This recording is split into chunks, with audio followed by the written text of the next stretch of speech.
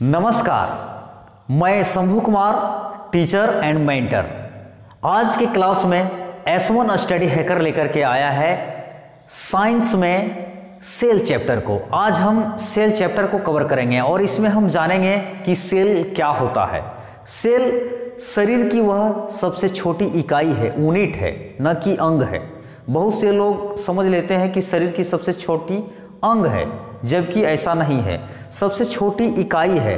इकाई कहने का सेंस ये है कि वह छोटा से छोटा भाग शरीर का जो एक अपने आप में संपूर्ण कार्य को कर सके। हम आगे जब चलेंगे तो सारी चीज़ों को हम मेंशन करते हुए आगे बढ़ेंगे कि यूनिट क्या है और अंग क्या है। जैसे कि कोशिका के अंदर में रहने वाले जितने भी उसके अंग हैं, कोशिका के अंग, शरीर के नहीं, कोशिका के अंग जितने भी हैं, जैसे माइटोकॉन्ड्रिया, लाइसोसोम, वैक्यूल्स वगैरह, ये उसका अंग है, यूनिट नहीं। क्योंकि माइटोकॉन्ड्रिया सिर्फ ऊर्जा बना सकती है। समझने का प्रयास करिएगा, माइटोकॉन्ड्रिया क्या कर सकती है? ऊर्जा बना सकती है केवल। वह पानी इकट्ठा नहीं कर सकती और ना ही वह लाइसोसोम की तरह रिएक्ट कर सकता है, ना ही वह हैंडल कर सकता है। उसके बस में सिर्फ एक काम होता है, ऊर्जा निर्माण करना। और जब ओवरऑल कोशिका को देखा जाए तो उसमें जितने भी मौजूद अंग हैं, सब एक के बाद एक सबका डिपार्टमेंट है। किसी का काम है मरे हुए कोशिकाओं को पचाना, अगल बगल की कोशिका अगर मर जाए तो उसे पचा देने का काम किसका है? लाइसोसोम। फिर माइटोकॉन्ड्रिया, उसका क्या काम है? ऊर्जा बनाना। वैक्यूल्स का क्या काम है? फिर बहुत सारे अंग हैं, उन सब का अलग अलग काम है। तो कोशिका अपने आप में एक संपूर्ण काम करने वाली इकाई हो गई। इसीलिए जब वह टोटल काम कर लेती है तो वह शरीर की सबसे छोटी इकाई है, न कि अंग है। खैर, इसके बारे में हम जैसे जैसे हम आगे बढ़ेंगे वैसे वैसे चीज़ें आप लोगों को क्लियर होती जाएगी। तो फिलहाल हम यहाँ पर देखेंगे कि कोशिका क्या है और कोशिका का सबसे पहले नामकरण कैसे हुआ, क्या हुआ, और उसका नामकरण जब हुआ तो नाम क्या रखा गया।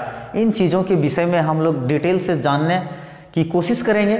जैसे देखिए, एक कोशिका है और कोशिका का नाम साइटो होता है। इंग्लिश नेम सेल है, जबकि साइंटिफिक नेम, वैज्ञानिक नेम साइटो ही बोलेंगे, साइको नहीं, साइटो। कोशिका का अध्ययन क्या कहलाता है? साइटोलॉजी। खोज किया था रॉबर्ट हुक। कैसे याद रखेंगे? हुक, ये समझ रहे हैं ना, ये हुक है। कोशिका को खोद के निकाल लिया, ठीक है। तो चीज़ों को रिलेट करने के लिए ही हम ऐसा बोल रहे हैं, हालांकि वैसा कुछ नहीं है। हुक, रॉबर्ट हुक, खोज के निकाल लिया, हुक। देखिए, इससे रिलेटेड और भी एक चीज़ें आपको मिलेगी, हॉक, हुक, हॉक।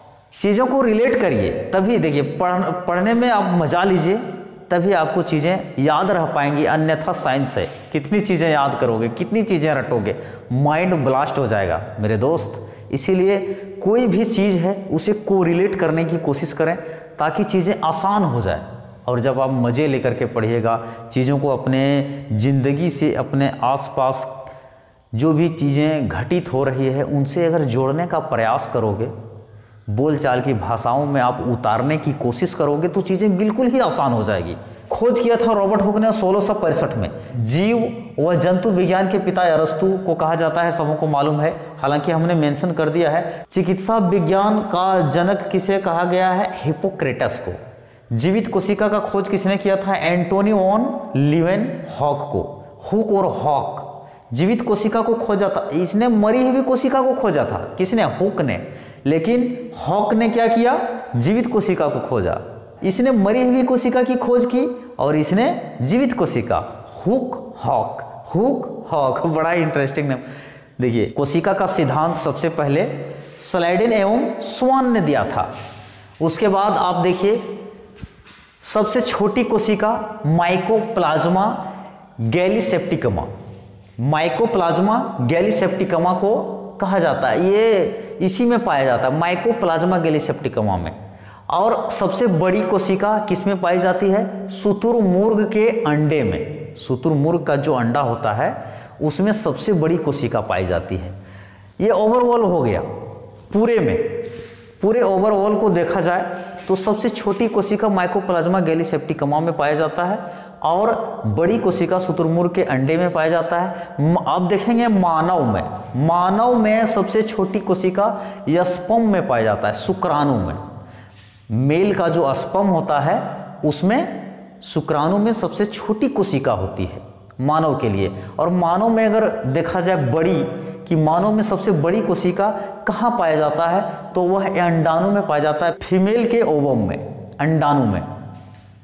अब मानव में सबसे लंबी बात करेंगे। जैसे देखिए ये हो गया बड़ी और लंबी में फर्क है। कोई भी चीज लंबा होता है, कोई बड़ा होता है ना। कोई पेड़ यदि मोटा है तो उसे कहेंगे बड़ा पेड़। मोटाई के साथ बरगद का पेड़ बड़ा होता है, न कि लंबा होता है। बरगद का पेड़ बड़ा होता है, दूर दूर तक फैला हुआ रहता है, जबकि यूकेलिप्टस का पेड़ या साल का वृक्ष वो देखिएगा एकदम सीधा जाएगा, तो वो लंबा है न कि बड़ा है।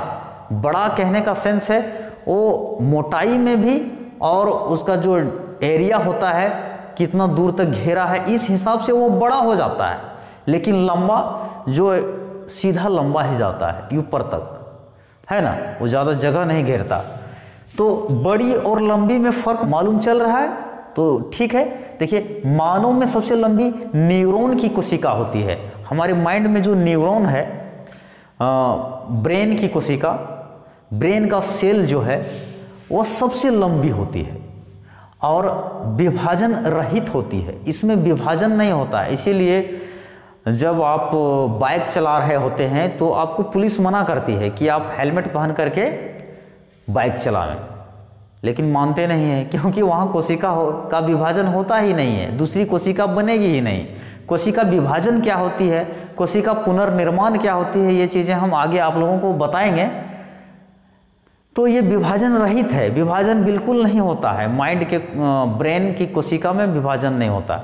हाँ, उसमें फिर कहिएगा सवाल ये उठता है कि उसमें ब्रेन ट्यूमर कैसे हो जाता है, ब्रेन ट्यूमर लोगों को कैसे हो जाता है। यदि विभाजन ही नहीं होता है तो ट्यूमर होने का सवाल ही पैदा नहीं होता है। तो यहाँ पर 90% न्यूरॉन सेल होता है, जबकि 10% गिलियल सेल होता है। उस गिलियल सेल में ही कोशिका विभाजन होती है और उसी में गड़बड़ी उत्पन्न होती है, जिसके वजह से ब्रेन ट्यूमर जन्म लेता है। और सबसे तेज विभाजन लीवर में होता है। सबसे तेज विभाजन अगर देखा जाए तो लीवर में सबसे फास्ट होता है। लीवर अगर कट भी जाएगा ना तो फटाफट अपना कोशिका विभाजन करके अपना वो क्षतिपूर्ति कर लेता है। आई होप आप इन चीज़ों को भली भांति समझ गए होंगे। बढ़ेंगे कोशिका में, कोशिका के अंदर रहने वाले जितने भी अंग हैं, माइटोकॉन्ड्रिया, लाइसोसोम, न्यूक्लियस, वैक्यूल, रसधानी वगैरह वगैरह जितने भी अंग हैं, उन सभी अंगों को एक एक करके जानेंगे कि उन सबों का काम क्या है, माइटोकॉन्ड्रिया का क्या काम है, लाइसोसोम हम लोग देखेंगे। कोशिका के भीतर जितने भी अंग हैं उसको बारी बारी से यहाँ पर हम लोग समझेंगे। सबसे पहले हम देखेंगे कोशिका झिल्ली, सेल मेम्ब्रेन। कोशिका झिल्ली को और कई नामों से जाना जाता है, जैसे कि प्लाज्मा झिल्ली, चयनात्मक पारगम्य झिल्ली, इसे हम और नामों से जानते हैं। एग्जाम पॉइंट ऑफ व्यू से ये सब नाम बहुत ही इंपॉर्टेंट हो जाता है। यदि कोशिका झिल्ली के जगह पर प्लाज्मा झिल्ली लिख दिया जाए या फिर चयनात्मक पारगम्य झिल्ली लिख दिया जाए तो इतना ही आपको कंफ्यूज करने के लिए काफ़ी होगा। लिपिड तथा प्रोटीन, ये जो कोशिका झिल्ली होती है, झिल्ली क्या है? कोशिका जिसके भीतर रहती है, कोशिका के अंग, कोशिका के जितने भी अंग हैं, पार्ट्स हैं, और जिसके भीतर में रहता है उसे ही कोशिका झिल्ली कहते हैं। एज लाइक जो आप सामान लेने के लिए कोई पॉलीथीन ले लेते हैं और पॉलीथीन के अंदर सब सामान रखते जाते हैं, तो वो क्या है? वो पॉलीथीन आपका एक झिल्ली है, लेकिन यह झिल्ली 2 परतों वाली होती है।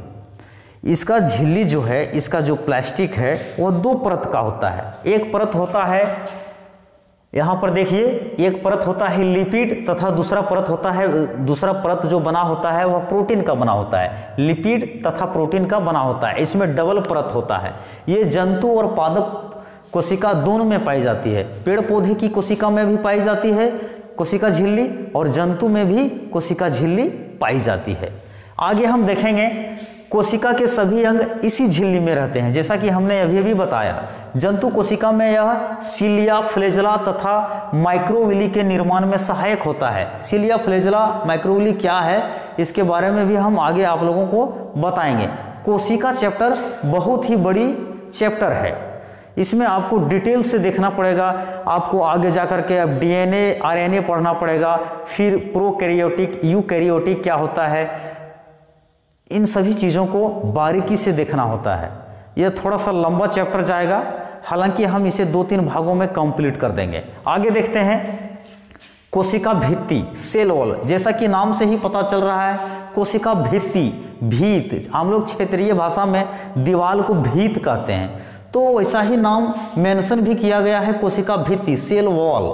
सेल वॉल यहाँ पर देखिए, सेल वॉल सिर्फ प्लांट में पाए जाते हैं, पौधे में। कोशिका भित्ति जो पेड़ का छाल होता है ना, कवर जो उसको बचाए रखता है, सूखने से भी बचाता है, ताकि पेड़ सूख ना जाए। अगर आपको पेड़ को सुखाना है तो उसका छाल जो है सो निकाल दीजिए, पेड़ स्वतः ही सूख जाएगा। तो देखिए कोशिका भित्ति कितना ही इंपॉर्टेंट हो जाता है सभी पेड़ पौधों के लिए। आगे हम बात करेंगे देखिए आगे बात करेंगे पेड़ पौधे का जो सेल वॉल होता है, यह सेल्यूलोज का बना होता है। जैसे हम लोग जैसे कपड़ा पहने, ये क्या है, सेल्यूलोज का है। ये हमारे पास जो कॉपी किताब है, ये सब क्या है, सेल्यूलोज का बना होता है ना। ये सुरक्षा तथा आकार प्रदान करता है। बात करेंगे इसके अगले अंग की। यहाँ पर हम लोग देखेंगे माइटोकॉन्ड्रिया, इसे हम सूत्रकणिका के नाम से भी जानते हैं। इसकी खोज ऑल्टमैन ने किया था, और इसमें शोषण होता है। जैसे श्वसन क्रिया के थ्रू ही यह ग्लूकोज बनाता है। इसमें जो क्रेब्स चक्र होता है श्वसन के दौरान, तो 38 एटीपी मिलकर के ग्लूकोज का निर्माण करता है, और इसी ग्लूकोज से ऊर्जा का निर्माण होता है। तो आप लोग समझ गए होंगे, श्वसन चक्र के दौरान ये जो क्रेब्स चक्र होता है, ये 38 एटीपी मिलकर के ग्लूकोज का निर्माण करता है, और ग्लूकोज के निर्माण से ही ऊर्जा बनता है। इसके आंतरिक दीवारों को क्रिस्टी कहा जाता है। ये बहुत ही इंपॉर्टेंट है, आप इसे याद रखेंगे। अब जैसे देखिए ऊर्जा की जरूरत क्यों पड़ती है, ऊर्जा, माइटोकॉन्ड्रिया ऊर्जा का निर्माण करती है। मान लीजिए ये सेल है, सेल में माइटोकॉन्ड्रिया, हम ऐसे ही मोटा मोटी फिगर जो है वैसा नहीं बना रहे हैं, क्योंकि फिगर से क्या लेना देना है, आपको समझने से यहाँ पर मतलब है। अब फिगर थोड़े ना पूछेगा कि इस तरह से ये फिगर दे देगा, ये बोल क्या है, माइटोकॉन्ड्रिया है, इस तरह से थोड़े ना पूछता है। आपको जानना है कि कोशिका के भीतर में कौन कौन से अंग होते हैं, और उन अंगों का क्या क्या योगदान होता है, क्या क्या कार्य होता है ना। तो उसी के बारे में हम लोग जानेंगे। माइटोकॉन्ड्रिया ऊर्जा बनाती है। मान लीजिए आपका शरीर थक गया, तो उसे ऊर्जा चाहिए ना, और ये ऊर्जा हमें कहाँ से मिलती है, ये ऊर्जा हमें माइटोकॉन्ड्रिया के माध्यम से ही मिलती है। मान लीजिए हम कोई काम कर रहे हैं, हाथ का काम कर रहे हैं या दौड़ने का काम कर रहे हैं, तो हमारा पैर हाथ थक जाता है। इसे आपको पता चलता है कि माइटोकॉन्ड्रिया ऊर्जा जो बना रही होती है उसकी कमी हो जाती है। जब ऊर्जा बनाना थोड़ा सा कम हो जाता है तो हमको थकान महसूस होने लगता है। हम लोगों को क्या होता है, थकान महसूस होता है। और जब ये ऊर्जा निरंतर बनाते रहता है तो हमारी थकावट होती है वह कम हो जाती है। तो माइटोकॉन्ड्रिया का काम ही है ऊर्जा बनाना। इसके बाद हम बात करेंगे कि ये जो ऊर्जा है, ये ऊर्जा शरीर के विभिन्न अंगों तक पहुंचाने का कार्य जो होता है वह कोशिका के भीतर में मौजूद दूसरे अंग का होता है। वह अंग है गोल्जी बॉडी। इसे हम गोल्जी काय के नाम से भी जानते हैं। गोल्जी बॉडी का काम है शरीर का जो अंग व्यस्त है, मान लीजिए हम हाथ से काम कर रहे हैं अभी मान लीजिए हम पढ़ा रहे हैं, तो यहाँ पर पढ़ा रहे हैं तो इसमें सबसे ज़्यादा एक्टिव क्या है, जीभ है। जीभ को ज़्यादा ऊर्जा की ज़रूरत है। हाथ से हम लिख रहे हैं तो यहाँ पर हाथों को सबसे अधिक ऊर्जा की आवश्यकता है। तो बाकी शरीर ठीक ठाक है, खड़ा है, आराम कर रहा है।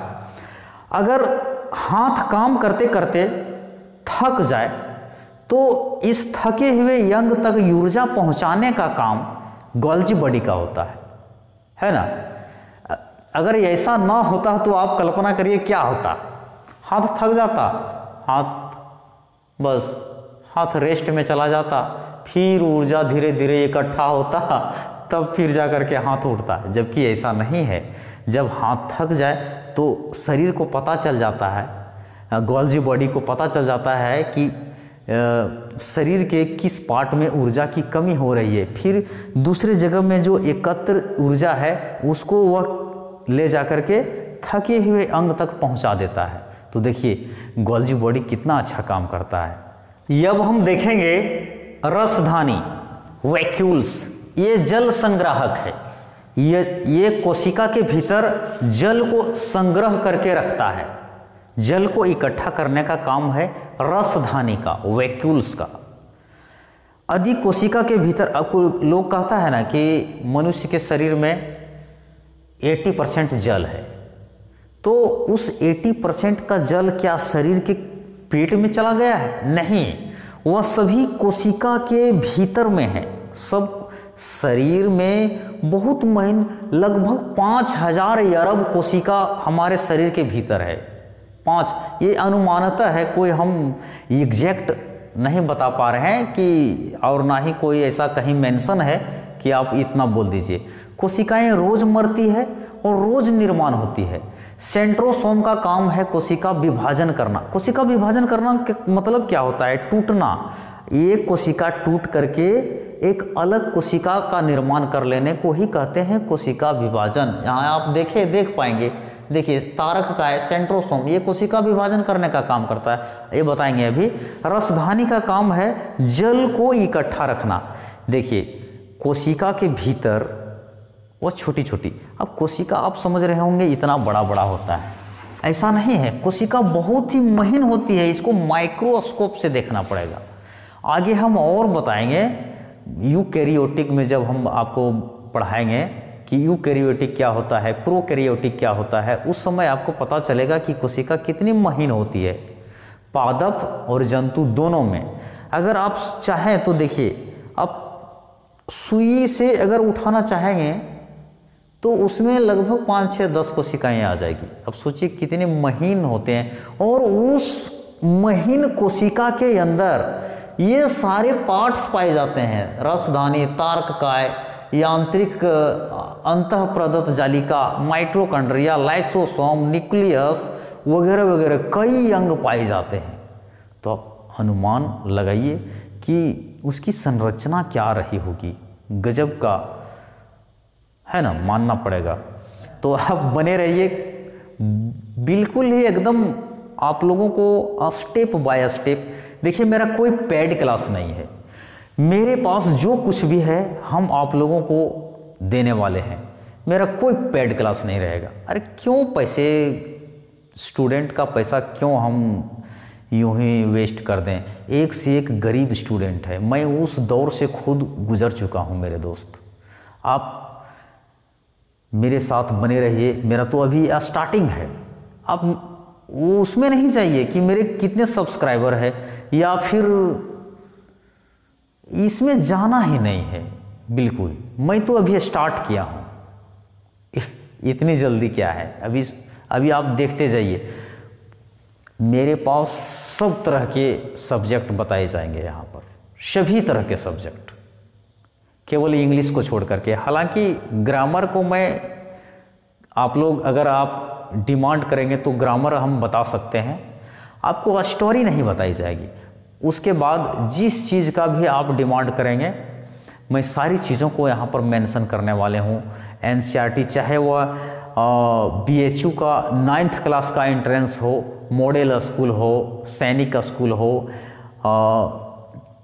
नेत्रहाट स्कूल हो, नवोदय विद्यालय एग्जाम्स हो, सभी एग्ज़ाम्स के बारे में मैं फुल कोर्स को एकदम फ्री में दूंगा, कोई पेड क्लास नहीं रहेगा, ये मैं आप लोगों को बता रहा हूँ। यहाँ पर देखेंगे हम, ज़्यादा टाइम वेस्ट ना करते हुए, रसधानी वैक्यूल्स, ये जल संग्रह को करता है। अगर कोशिका के भीतर 1-2% पानी की कमी होती है तो हमें प्यास लगती है, 10% की कमी हो जाती है तो आदमी मर जाता है ना। आगे और बताएंगे। 6 नंबर में हम देखेंगे तारककाय, इसे हम सेंट्रोसोम कहते हैं, इसकी खोज बॉबरी ने किया था। कोशिका का विभाजन ये करता है। देखिए ये कोशिका है, ये टूट करके 2 कोशिका बना देगी, ऐसे बीच में टूट जाएगी और ये 2 कोशिका, अब ये टूटेगी फिर 2 कोशिका बनाएगी, अब ये टूटेगी फिर ये 2 कोशिका बनाएगी। इस तरह से विभाजन होता है। पुनर्निर्माण, मान लीजिए इसके बगल की कोशिका मर गई तो ये 2 भागों में टूट करके एक कोशिका यहाँ बना लेगी, एक कोशिका यहाँ, मतलब 2 भागों में टूट गई। ये जो कोशिका है 2 भागों में टूट जाएगी, एक अपने स्थान पर रह जाएगी और मरी हुई जगह पर एक नई कोशिका आ जाएगी। समझ पा रहे हो? यहां पर हम देखेंगे, अब देखेंगे तारककाय के बारे में। तारककाय के बारे में हम देखेंगे सेंट्रोसोम, इसकी खोज बॉबरी ने किया था। कोशिका का विभाजन करता है, कौन करता है? तारककाय। तारककाय सेंट्रोसोम का काम है कोशिका विभाजन करना। जहां भी कहीं कोशिका मर जाती है तो उसकी खाली जगह को पूर्ति के लिए कोशिका विभाजन होती है। लीवर में सबसे तेज कोशिका विभाजन होती है।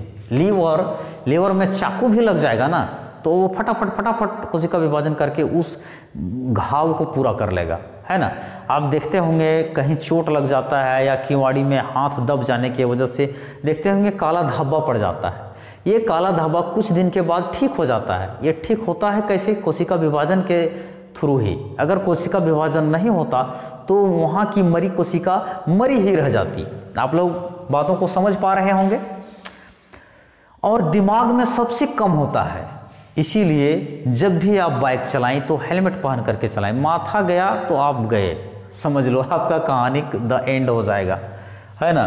इसमें कोशिका विभाजन होता ही नहीं है, इसीलिए कहता है कि माथा बचा करके चलिए, बाकी इधर कट फट जाएगा ना तो चलेगा।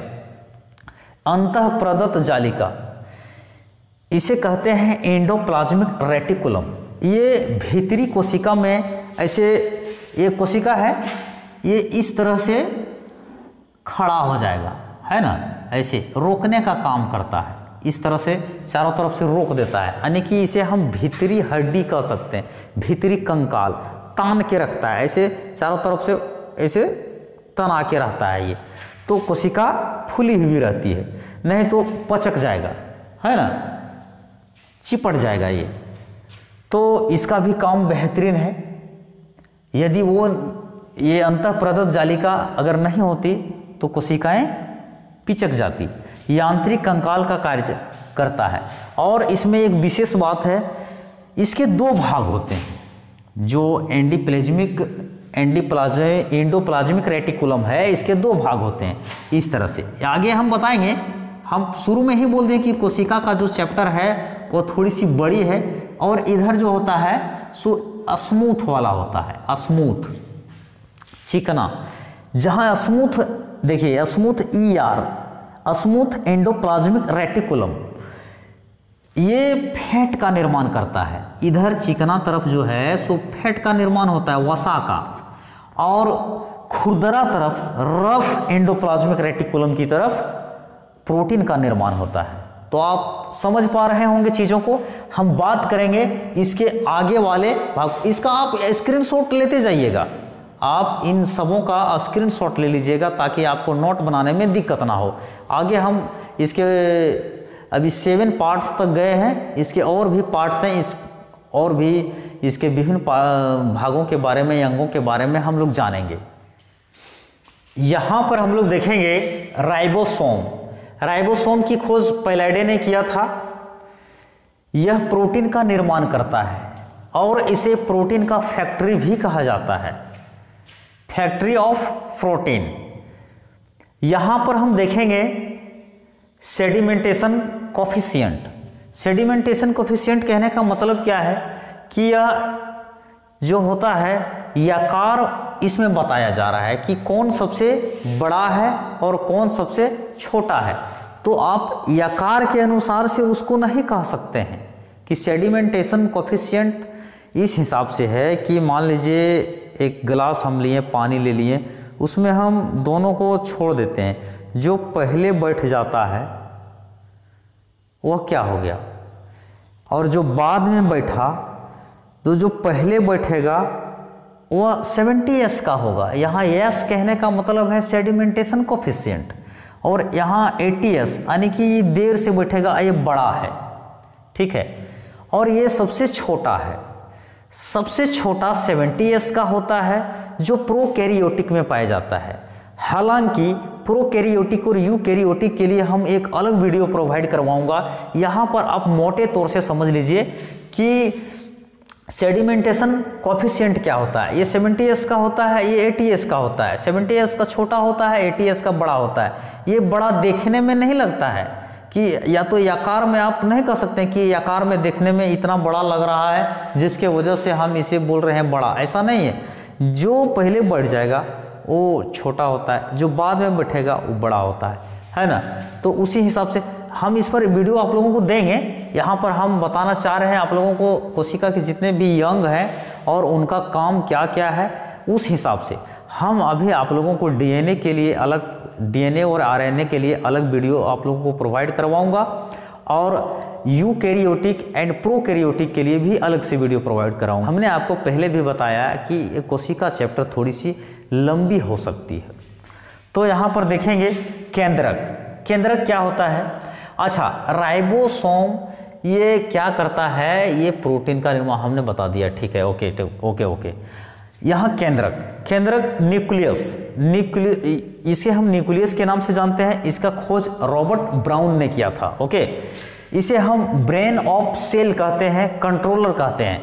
ये हम अभी आप लोगों को कोशिका में कितने यंग हैं और सबका क्या क्या काम है ये तो हमने आपको बताया भी है। आपको रिवीजन के तौर पर अभी तुरंत आप लोगों को बताने वाले हैं कोशिका के भीतर में कौन कौन से यंग हैं और किनका क्या क्या काम है। ये सभी कोशिका के भीतर में पड़े सभी अंगों का देखभाल करता है कि कौन अंग काम कर रहा है, कौन अंग काम नहीं कर रहा है और किसका क्या काम है।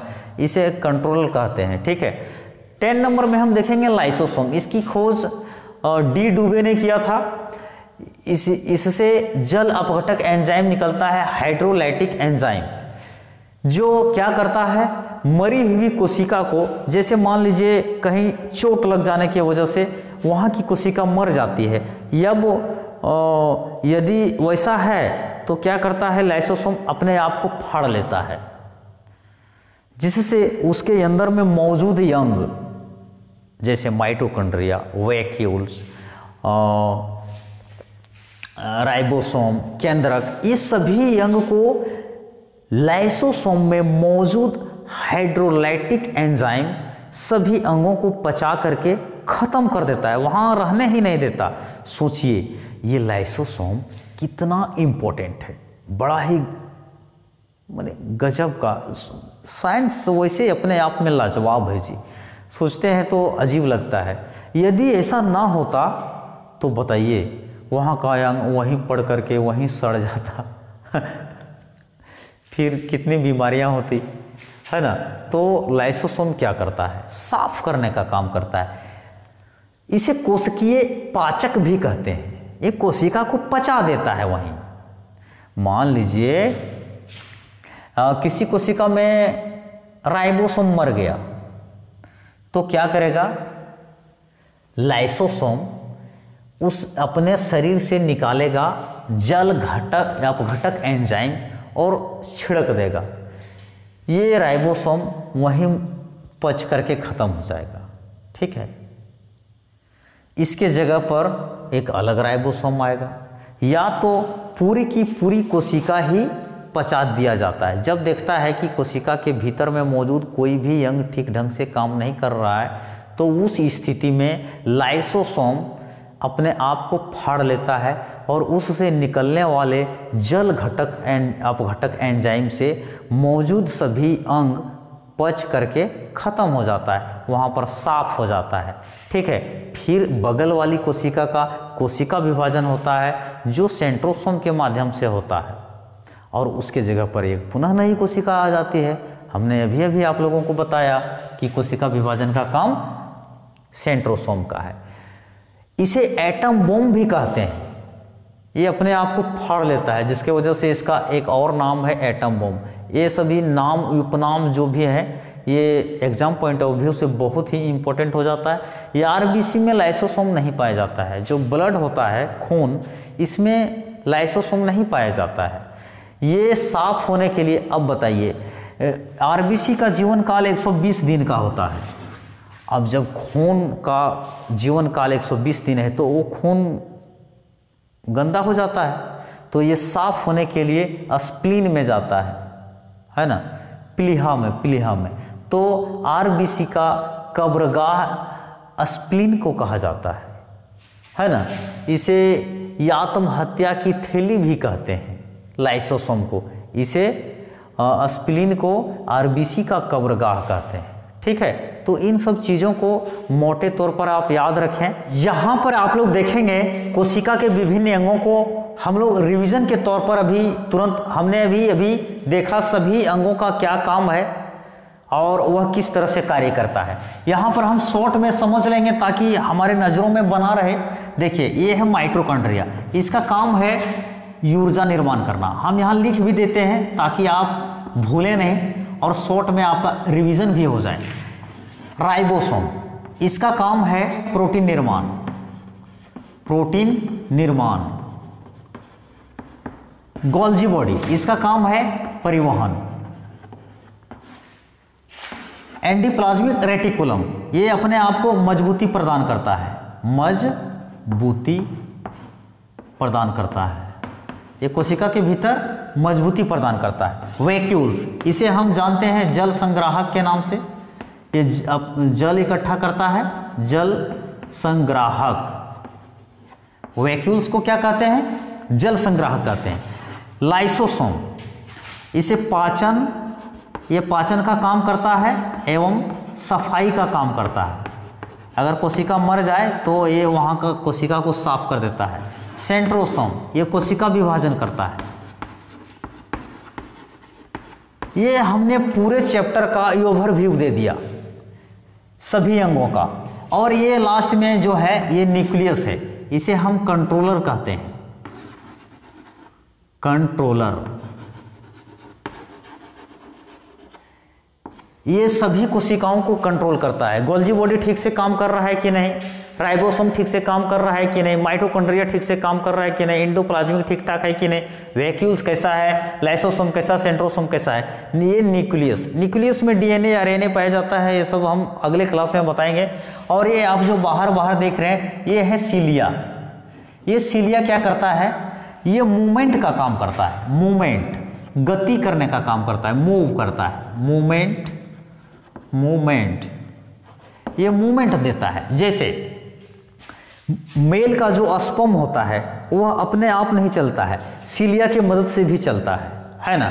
हालांकि उसको वेग प्रदान कर दिया जाता है, फिर भी ये सीलिया की मदद से बहुत हद तक आगे बढ़ जाता है। तो कहीं ना कहीं, और हमने आपको बताया कि मेल के स्पर्म में कोशिकाएं होती है और कोशिकाएं के बाहर इस तरह की सीलिया पाया जाता है। सीलिया की वजह से वह गति कर सकता है। तो देखिए सीलिया भी अपने आप में कितने कारगर होते हैं। तो इसका आप स्क्रीनशॉट ले लें ताकि आपको रिवीजन करने। आप देखिए कॉपी लीजिएगा और इस तरह से बना करके शॉर्ट में सभी अंगों को दर्शाइएगा और उसको शॉर्ट में सबका नाम लिखिएगा और उसका कार्य लिखिएगा कि कौन क्या है। ये माइटोकॉन्ड्रिया, इसका क्या काम है, राइबोसोम है, इसका प्रोटीन निर्माण करना है, गोल्जी बॉडी परिवहन, एंडोप्लाज्मिक रेटिकुलम मजबूती प्रदान करना, वैक्यूल्स जल संग्राहक, लाइसोसोम सफाई एवं पाचन, सेंट्रोसोम कोशिका, उसके बाद न्यूक्लियस जो कंट्रोलर का काम करता है। तो आई होप आप चीज़ों को भली भांति समझ गए होंगे। अगर फिर भी कहीं डाउट्स हो, यहाँ तक कोशिका के भीतर में मौजूद सभी अंगों के विषय में अगर कहीं भी डाउट हो तो आप कमेंट के माध्यम से हमें सूचित करें, उस पर भी हम चाहेंगे कि आपके मुताबिक वीडियो बन सके और आपको कहीं भी दिक्कत ना हो। हम पहले भी बता चुके हैं कि मेरा कोई पेड क्लास नहीं है, जो कुछ भी रहेगा मैं 100% देने की प्रयास करूंगा आप लोगों को। आज के लिए बस इतना ही, तब तक के लिए जय हिंद।